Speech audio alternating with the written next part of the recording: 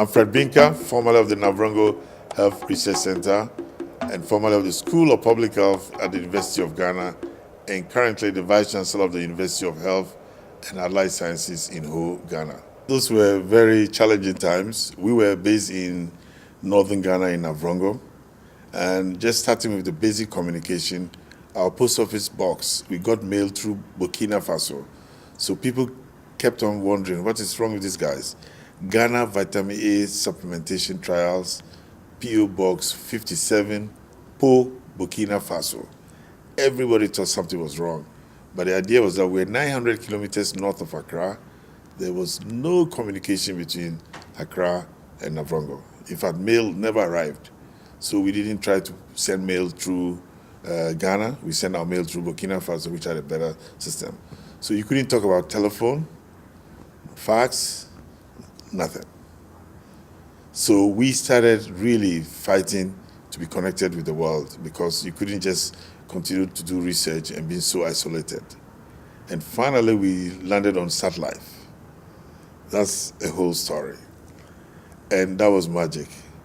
Somehow, with satellite, we got the first antenna, which was a long pole that allowed us to get mail 2 or 3 times in a day. And most often, you had to make the mails very short. So sometimes you saw the mail, but it would take 2 or 3 passes before the mails dropped. And everybody will jump and say, hooray, we've got mail.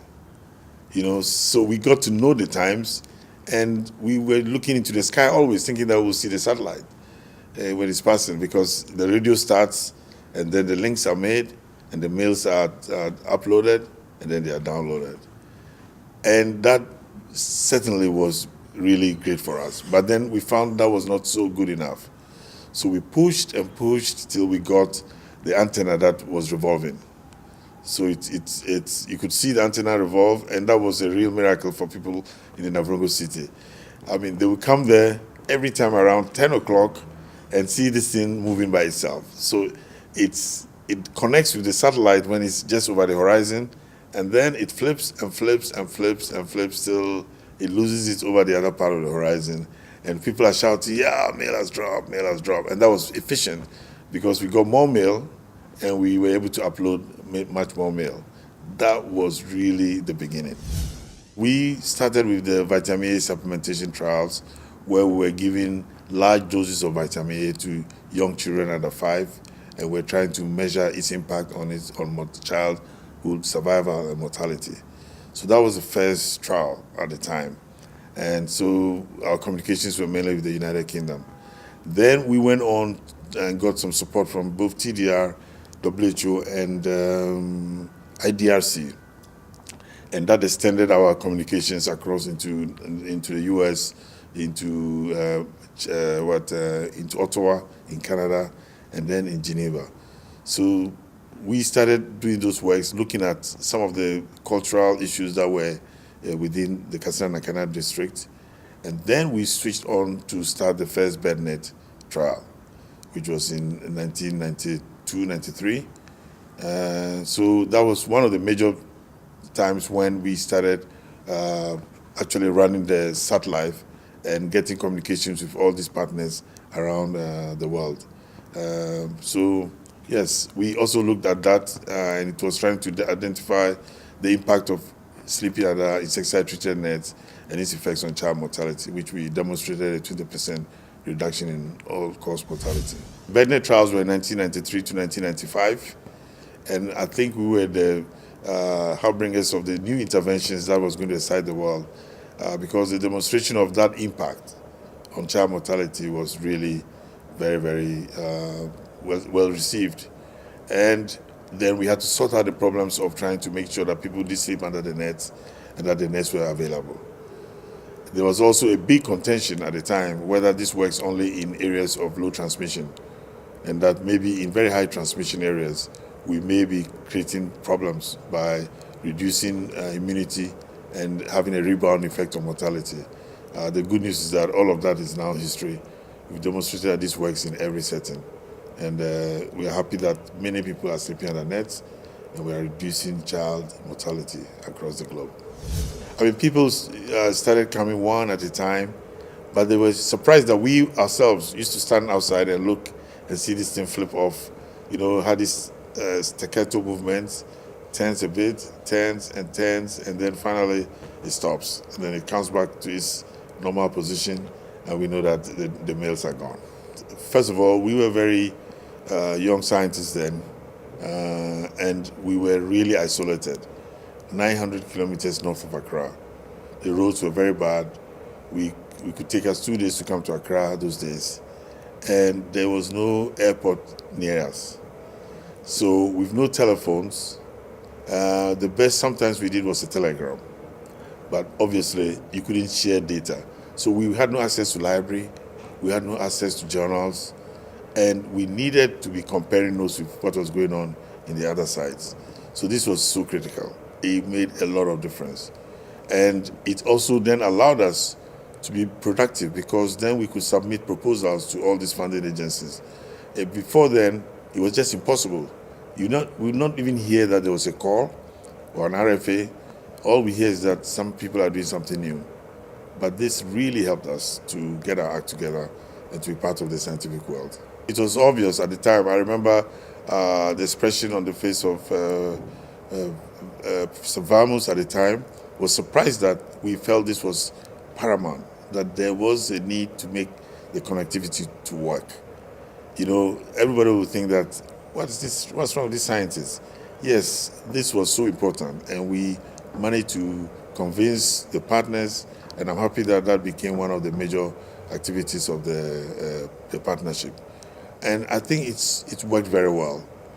It brought most of the country scientists in Africa together, east, west, north, and south. It was just the right thing to do, and started to create the bond between the malaria scientists.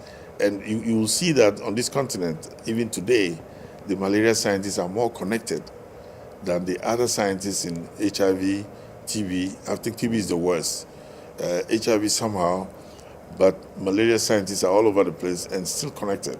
This is just happened to be the way to do things, because even at that time, we started having these multi-site trials that were going on IPTI, IPTP, name it. So you needed to be connected to form the right networks to be able to compete for the grants that were available. And this was so important. Secondly, it also made grant writing and proposal writing much easier, because you could look for the data, you could look for the published works through all the libraries that were available and so on. And also it helps you to publish. It's much easier to submit your papers, get the reviews on time, and meet the deadlines for the journals and so on. So in all, this was so crucial, very crucial. Apart from the fact that, some very simple things were possible. Just take logistics. You wanted to buy some reagent, some small equipment, and you are the only person sitting somewhere in the bush, 800 or 900 kilometers away. What happened then was that you could just send an email to one of your colleagues, and you say, look, we're looking for this, what has worked for you? You see a small picture of what has worked for them, and they can give you the directions and give you the catalog numbers and so on, and you could order that. This looked so trivial, but this used to be a major problem for most people who were working in isolation. And I wasn't surprised that the MinCom was one of the things that the scientists asked for, and it was one of the most successful products that was delivered during this main partnership. That was the challenge for you, Julia, and others to get that going. And I think he was surprised that a malaria meeting will say, number one, connectivity. They were expecting all some kinds of reagents and equipment and so on. But connectivity, so important. And you guys did a great job. For my own work, I think recently, 2 days ago, I saw a blog from somebody in Johns Hopkins who published something to do with what we thought was the protection of people who had who slept in insecticide-treated bed nests. We showed that if you're about 100 meters away, you are protected, whether you slept under a net or not, if you're within 100 meters. And he showed that a group had used that in modeling, and they had demonstrated that if you had a 75% coverage, you could eliminate malaria in an area. I thought, wow, I was really surprised. But still, these things are still going on. People are working around the clock, and that's the part that makes you happy. The second part is that we, through these collaborations and these studies that we did, have trained many people. And most of those guys now are the big guys. So we're happy to see the F1 generation take over. I mean, most of them are the guys who have done the vaccine trials on the RTSS and so on in malaria. So you see there were 9 countries in Africa where these studies were done.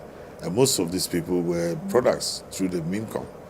From those in Ghana, in Kintampo, Usuaje and others were from Navrongo. You have Chiri Agbenega and co who worked early on the artemisinin products. Then you had Salim Abdallah and co in Tanzania. You had Masete and co in Mozambique. And there were these other guys in Burkina Faso, in Nuna and so on. So at least we've had the next generation actually move up and to take up the mantle and really do bigger things than we had done in the past. And I'm hoping that many more of these younger scientists will get on board and they will take the fight to the end. The Navy group, Richie. And then, Tom Ritchie and others. Yeah, we're still partners. We're still working together. And, we meet yearly at the American Society of Tropical Medicine and Hygiene. That brings together lots of the malaria people around the world. So at least once a year, we manage to meet, compare notes, and see what new is happening. But we're still working with them. In fact, when Steve and his group developed the HOPES parasite vaccine, one of the tests they did was to ship it to Navrongo and ship it back. So they put it in those nitrogen tanks and put it in the mail, like they do everything, and send it to Navrongo. When it arrived in Navrongo, somebody was there to take some of the specimens and see whether they were still viable, the sporozoites. And then they shipped it back from Navrongo back to the US to see what was going to happen. So, there's still this link that's going on. I'm hoping that the guys in Kintampo, who are now much more well advanced, will do some of the phase 1 trials on that vaccine. These moments in history are sometimes just happen accidentally. I mean, the main meeting and a meeting of 1997, although it was planned, nobody knew what the effect that was going to have. But I can assure you that it's had a great impact on the continent. And wherever we go, we know the number of scientists working on malaria or trained through malaria are in the lead. And it was just because of MIM. That's what was absent in HIV, and that's what has been absent in TB. So you don't find many people. That congregation started the push to put this on the agenda, to put emphasis on training young people, and to create opportunities for collaboration. And that's what we need. So we thank all of you who have supported us all this time. And I think we still carry the mantle. And the fight against malaria, definitely, we're going to win.